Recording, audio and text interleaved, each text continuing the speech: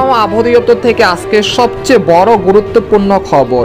কিছুক্ষণের মধ্যেই আঘাত হানতে চলেছে প্রবল শক্তিশালী ঘূর্ণিঝড় দানা। মুহূর্তেই লন্ডভন্ড হয়ে যেতে পারে পশ্চিমবঙ্গের উপকূল।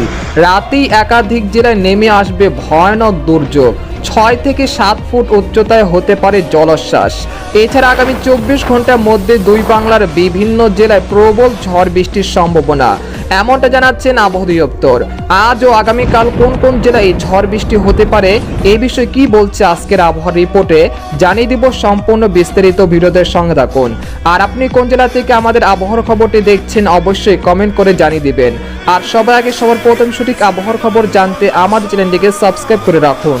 এবার জেনে নিন এক নজরে। ঘূর্ণিঝড়ের মেঘে ঢেকে ফেলেছে নীল আকাশ। উপকূল জুড়ে দেখা মিলছে বৃষ্টিপাত, কখনো হালকা আবার কখনো ভারী। সেই সাথে বঙ্গোপসাগরে আছড়ে পড়ছে বড় বড় ঢেউ। এই এক ভয়ানক পরিস্থিতি তৈরি হচ্ছে উপকূল জুড়ে। আবহাওয়া দপ্তরের পূর্বাভাস, আজ রাতের মধ্যেই আঘাত হানতে চলেছে শক্তিশালী ঘূর্ণিঝড় ডানা।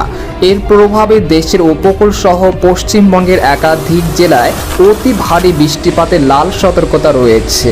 তবে এই মেঘ বৃষ্টির প্রবণতা আগামী শনিবার থেকে কমে আসতে পারে বলে জানিয়েছেন বাংলাদেশের আবহাওয়া দপ্তর। এদিকে আবহাওয়ার আরেক সতর্কবার্তায় বলা হয়েছে, এখন থেকে শুক্রবার রাতের মধ্যে প্রবল শক্তিশালী ঘূর্ণিঝড়ের প্রভাবে খুলনা, যশোর, সাতক্ষীরা, শ্যামনগর, মাঠবাড়িয়া, পিরোজপুর, বরিশাল, খেপুপাড়া, পটুয়াখালী, বরগুনা, ঝালকাঠি, মতিরহাট, ফরিদগঞ্জ, মাদারীপুর, ঢাকা, নারায়ণগঞ্জ, চাঁদপুর, কুমিল্লা, ব্রাহ্মণবাড়িয়া, কাপাসিয়া, ময়মনসিংহ, জামালপুর, শেরপুর, নেত্রকোনা, রাজশাহী, মহাদেবপুর, আক্কেলপুর, চাঁপাইনবাবগঞ্জ, সিংড়া, বগুড়া, রংপুর, কুড়িগ্রাম, ঠাকুরগাঁও, পঞ্চগড়, দিনাজপুর, পীরগঞ্জ, চিলমারি, লালমনিরহাট, সৈয়দপুর, গাইবান্ধা ও এর পার্শ্ববর্তী অঞ্চল সহ পশ্চিমবঙ্গের একাধিক জেলায় প্রবল দমকা বাতাস সহ ভারী থেকে অতি ভারী বৃষ্টিপাত হতে পারে।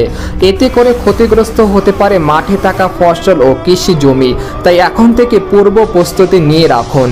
এদিকে সামুদ্রিক আবহাওয়া, বর্তমানে বঙ্গোপসাগরে 3 নম্বর স্থানীয় সতর্ক সংকেত রয়েছে। পরবর্তীতে 5 থেকে 7 নম্বর বিপদ সংকেত আসতে পারে।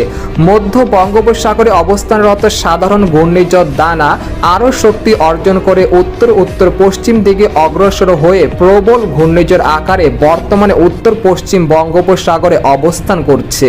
এটি আরও অল্প কিছু শক্তি অর্জন করে মূলত উত্তর পশ্চিম দিকে অগ্রসর